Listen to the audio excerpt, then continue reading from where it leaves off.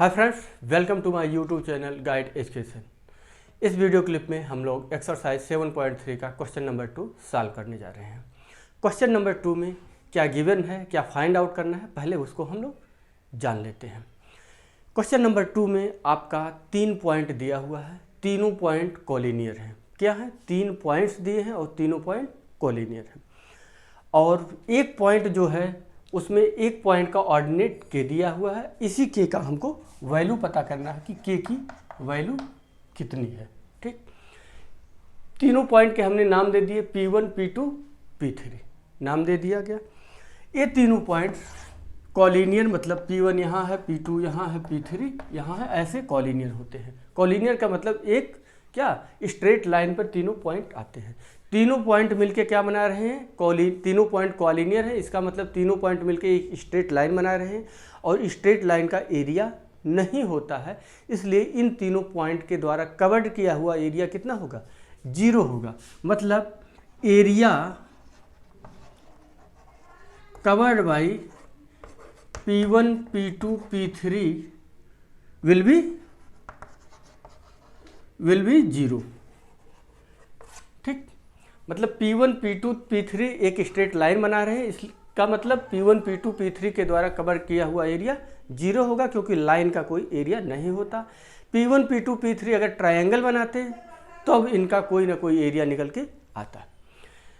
लेकिन यहाँ पर तीनों पॉइंट के कोऑर्डिनेट दिए हैं। हम मान लेंगे कि तीनों पॉइंट मिलके क्या एक ट्रायंगल अगर बनाते हैं तो इनका एरिया कितना आता है, और इसी एरिया को इस 0 के बराबर राइट डाउन कर देंगे, एक इक्वेशन बना लेंगे और के की वैल्यू हमको मिल जाएगी।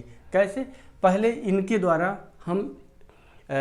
द्वारा अगर कोई ट्रायंगल बन रहा है तो उसका एरिया पता करते हैं। क्या है एरिया? क्या पहले P1 का एब्सीसा 1/2 7, P1 का एब्सीसा 7 ले लिया।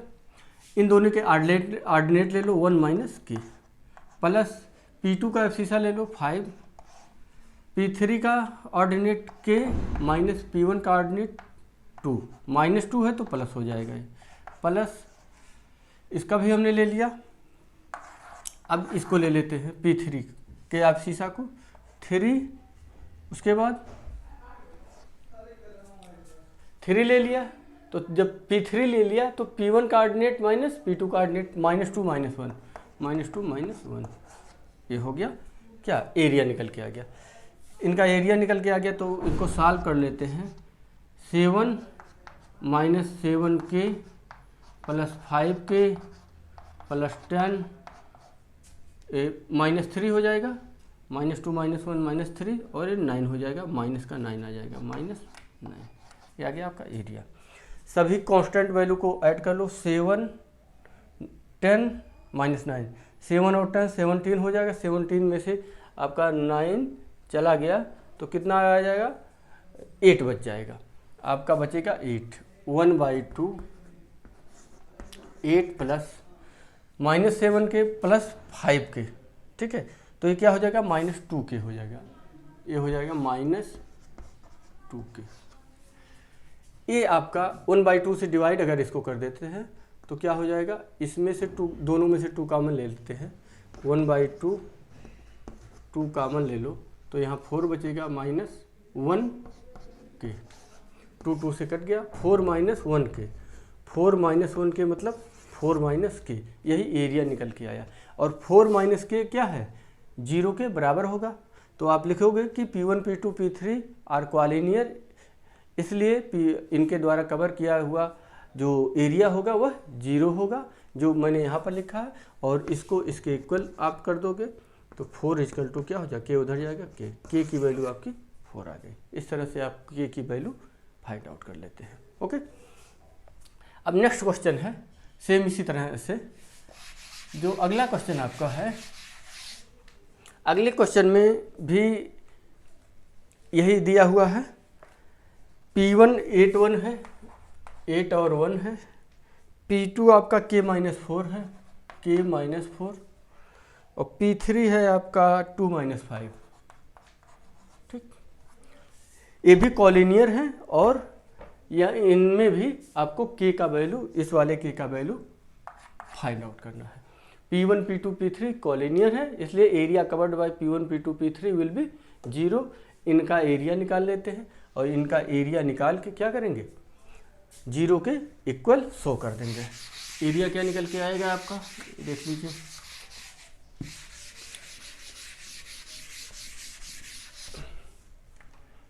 सपोज दैट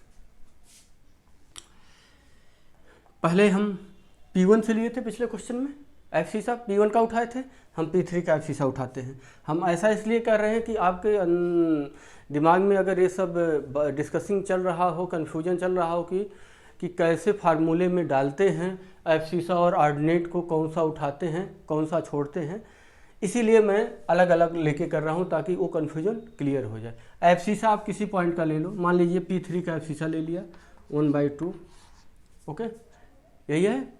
एरिया निकालने का फार्मूला क्या, 1/2। एफ सीसा किसी एक पॉइंट का ले लेते हैं, एफ सीसा हम इस पॉइंट का एफ सीसा P3 का लेते हैं तो एफ सीसा लिख लिया, ठीक। अगर P3 का हमने एफ सीसा ले लिया, ठीक है, तो ऑर्डिनेट किसका लेंगे, 3 के बाद क्या आएगा, साइकिल के कैसा चल रहा है 1 2 3, 3 के बाद 1 आएगा, तो 1 ऑर्डिनेट किसका लेंगे, P1 का। 1 -4 है तो +4 कर देंगे, ठीक, प्लस। P3 का एफ सीसा लिया, P2 का एफ सीसा ले लेते हैं कि P2 का एफ सीसा अगर ले लिया हमने तो P2 के बाद क्या आता है, P3 आता है, ठीक है। तो ऑर्डिनेट किसका लेंगे, P3 का, -5 माइनस ए ऑर्डिनेट P3 का ले लिया हमने, अब किसका ऑर्डिनेट लेंगे, P1 का, -1 प्लस हमने 2 ले लिया, के ले लिया, इस बार 8 ले लेते हैं, 8 ए एफ सीसा ले लिया, इसको ले लिया P1, तो P1 के बाद क्या आएगा, P2 आएगा, तो ऑर्डिनेट किसका लेंगे, P2 का, -4 माइनस प्लस 5 हो जाएगा, दिस माइनस दिस, मतलब जिसका एफ सीसा लेंगे ऑर्डिनेट, बाकी जो दोनों पॉइंट होंगे उनके ऑर्डिनेट ऑर्डर में हम ले लेते हैं।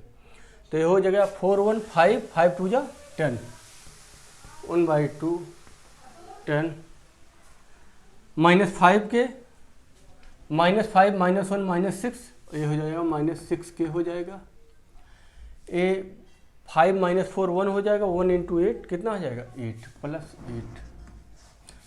8 और 10 18 हो जाएगा, 1/2